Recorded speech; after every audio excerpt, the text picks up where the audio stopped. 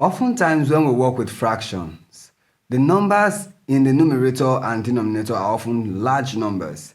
And in order to continue further operations on such fraction, it is required that you bring such fraction to their lowest terms. Now let us learn how to bring fractions to its lowest term. Let's take for example,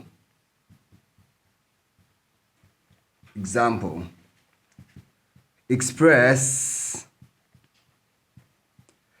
10 over 20 in its lowest term.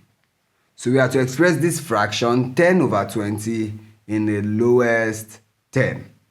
How do we do this? Solution. To bring 10 over 20 to its lowest term, we apply the same thing we do when we are trying to find equivalent fractions. But this time you continue to divide only. That is, you divide the numerator and the denominator by the same number until there is no other factor that can divide them. So that is, when we are working with 10 over 20, we then divide them by the same number. Now, a common factor to 10 and 20 is 2. So that is, I'll divide 10 by 2 and divide 20 by 2. This will bring 10 over 20 to a lesser fraction of, now what is 10 divided by 2? That will give you 5. And 20 divided by 2 will give us 10. Now we have another fraction that has the same value as 10 over 20. But this is not the lowest term yet because there is still a factor that can divide 5 and 10. And that factor is 5.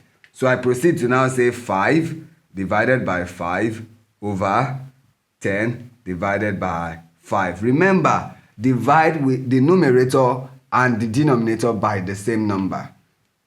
So 5 divided by 5 will give me 1. And 10 divided by 5 would give me 2. Now there is no other factor that will bring this lower than what it already is. That means 10 over 20 equals 1 over 2. That is, this is the lowest form of fraction that is equivalent to 10 over 20. Thank you.